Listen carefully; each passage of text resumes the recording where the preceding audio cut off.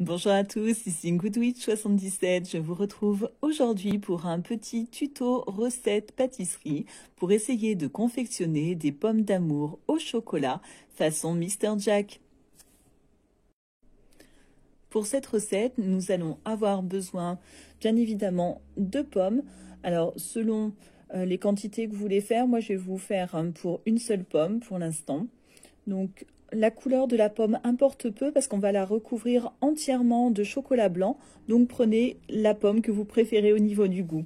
Il nous faudra évidemment du chocolat blanc, des petits bâtonnets d'esquimaux que vous pouvez trouver aussi au rayon loisirs créatifs, du chocolat noir, du papier sulfurisé.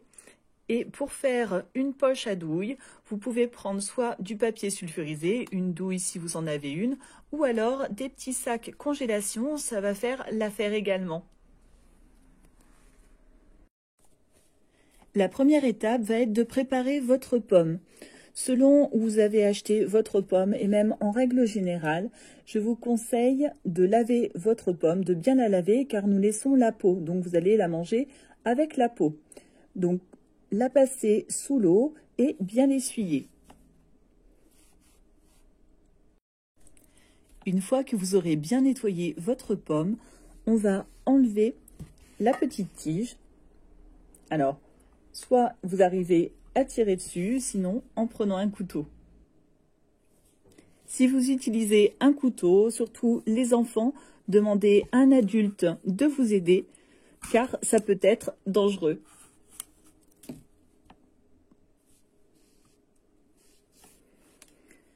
Une fois que cela est fait, nous allons mettre notre bâton qui va nous servir de support pour notre sucette. On prend tout simplement notre bâtonnet en bois et on va l'insérer dans notre pomme en appuyant bien. Voilà, à peu près comme ça, laisser 2 cm dans la pomme pour qu'on puisse bien la tenir pour la suite de notre recette. La prochaine étape consiste à préparer votre chocolat blanc. J'ai une tablette ici de 180 grammes qui va me servir pour 2 pommes car je vais faire 2 recettes différentes. Avec 100 grammes, vous devriez avoir largement assez pour votre pomme. Le souci, c'est qu'il en faut quand même pas mal car il faut que le récipient soit assez plein pour pouvoir rouler votre pomme dedans. Pour faire cuire votre chocolat, 2 façons de procéder, soit au bain-marie ou alors au micro-ondes. Je vous invite pour la cuisson au micro-ondes à retrouver mon tuto dans ma playlist cuisine facile. Je vous mettrai le lien en commentaire. Pendant que votre chocolat est en train de fondre, préparez une petite assiette ou un plat où vous déposerez ensuite votre pomme une fois que vous l'aurez recouverte de chocolat avec du papier sulfurisé car le chocolat va un petit peu couler et il faudra donc que le surplus se pose sur l'assiette. Une fois votre chocolat bien fondu, vérifiez bien avec votre cuillère, on va venir y tremper notre pomme. Prenez-la avec votre petit bâtonnet comme ça et vous la roulez. Alors c'est un petit peu une des étapes délicates, de toute façon c'est au niveau du chocolat qu'on va avoir un petit peu du mal. Alors si vous avez un petit pinceau, vous pouvez y aller aussi avec le pinceau pour cette partie-là. Une fois que vous avez réussi à recouvrir votre pomme avec du chocolat, on a un petit peu bidouillé avec la cuillère pour essayer d'avoir le dessus. C'est là qu'on va poser notre pomme sur le papier sulfurisé. Et je vous conseille de la mettre pendant 2 minutes au micro-ondes afin que le chocolat durcisse un petit peu.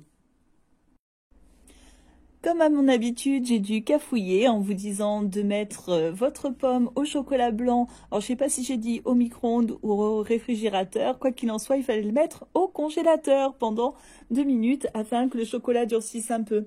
Pendant ce temps-là, on va casser et faire chauffer du chocolat noir pour faire les décorations. Vous voyez ici sur notre modèle, pour faire les yeux, le nez et la bouche de Jack en chocolat noir.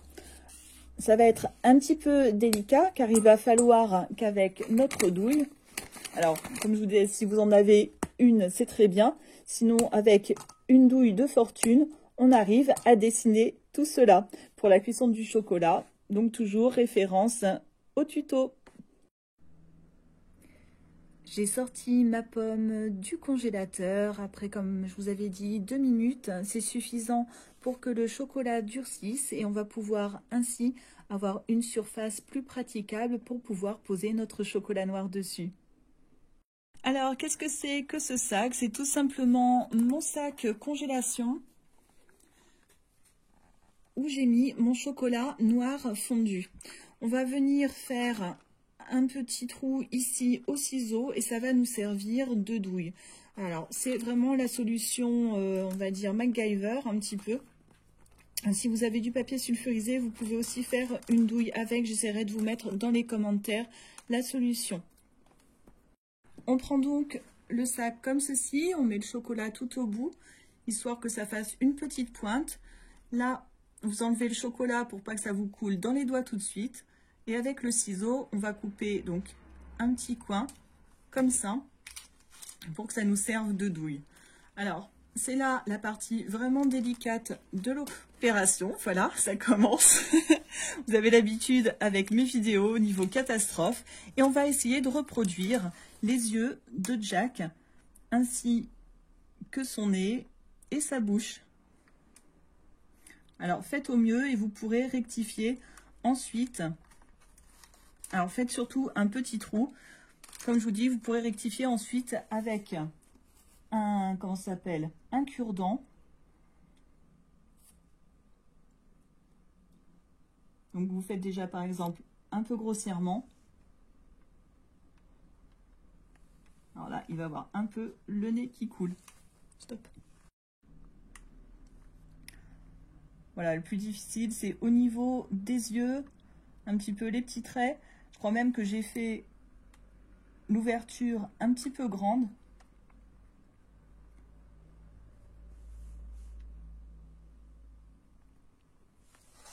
Alors, comme je vous dis, on va essayer après, avec un cure-dent, de modifier un peu les formes. Voilà, donc j'ai essayé de rattraper un petit peu mes erreurs avec un cure-dent. Ne faites pas la même erreur, faites un trou encore plus petit que ce que j'ai fait, car sinon ça met beaucoup de chocolat.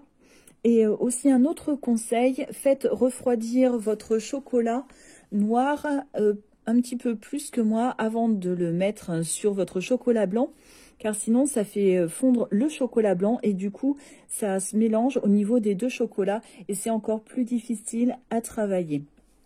Voilà, en tout cas, pour l'idée générale, je pense que vous ferez largement mieux que moi. J'espère néanmoins que cette vidéo vous aura aidé à vous donner une petite idée sympa pour Halloween ou pour un goûter sur le thème fantastique horreur. Je vous dis à très bientôt. Ciao!